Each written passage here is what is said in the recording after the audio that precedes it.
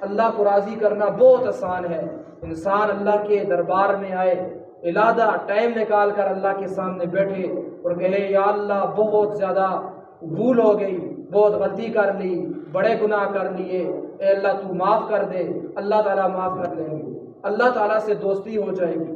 جتنے گناہ ہو جائیں پھر اللہ سے معافی مانگو، پھر اللہ معاف کر دیں گے۔ یہاں پر شیطان آ کر کہتا ہے تو گناہ کو چھوڑنے والا نہیں ہے، پھر تو دوبارہ یہی گناہ کرے گا، تو کیا کر کہ تو توبہ ہی نہ کر۔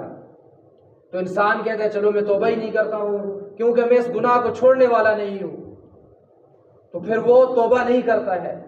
لیکن یہاں پر انسان توبہ کرے، توبہ کرنا یہ انسان کا کام ہے، یہ بندے کا کام ہے۔ باقی آگے دین پر چلانا، نیک بنانا، یہ اللہ تعالیٰ کا کام ہے۔